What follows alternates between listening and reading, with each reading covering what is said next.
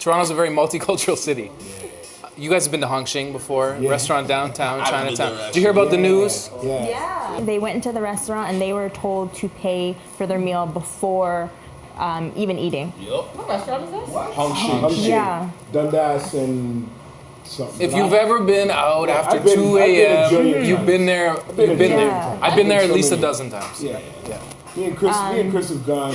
But yeah, that was the thing where they had to pay. So they were asked to prepay. Prepay. So there was actually a photo taken of them sitting at the table. They've got plates there, but they're brand new, no food on it. And they see the little change thing that the person gave back. There's like a $5 bill. So they paid before, and they're just sitting there. And then I think the guy, who's like the main guy that went against them, he went around to each table at the restaurant and asked, did you guys have to pay before? And everyone was like, no. But they also noted that that group was the only black people in the restaurant. So it was racial But profiling. it's funny though because got him $10K for it. Yeah, he was awarded $10,000. The whole common denominator of that whole room that didn't have to pay was that they weren't of color. So that's what it really boils down to at the end of the day, at hand. So what Mike is saying is that happens every night at Hong Shing. What I'm interested in is the fact that this judge awarded this person $10,000 based on their experience, based on the photo they took, based on the experience they had in the restaurant. And just because they so have are you? I'd So love to know some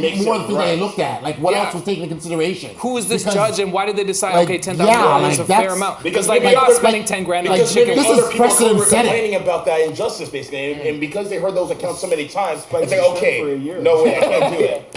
You know what I mean? So like at the end of the day, like maybe he or she, whomever the judge was, they gave that $10,000 settlement because maybe they heard that case on multiple occasions. Maybe it's a thing where it's like, okay, you know what? I keep hearing about this restaurant. I keep hearing about the social injustice. Let me look in the bylaws to see if it's right or wrong. Clearly it's wrong in the bylaws. So you know what? You're getting that $10,000 reward or whatever the case may be. So that's what it really comes down to at the end of the day. You shouldn't have to prepay for a meal if you're sitting at dinner dining with other people. No, and if you're doing it as a precursor because you're afraid about drunk people and all that stuff. Like at the end of the day, you chose to have your spot open after hours. These are some of the risks that you have to face at the end of the day. So you have to be prepared for it. So then you ask some people to prepay. Why? Because he literally went around to each table at that very time. And that's what circles down. Let me finish. At 2 a.m., we were all sitting at that restaurant at the exact same time. I prepaid, but everybody else in that restaurant did not have to.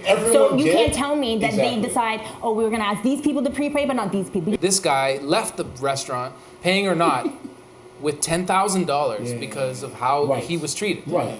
And that's massive. That's a massive move. And that really goes back to, again, I said this, what elements, what were the consideration points to look at? Bearing in mind your points that you're asking, like, this is a common practice. Like, they have to look at all of that before they came to that determination.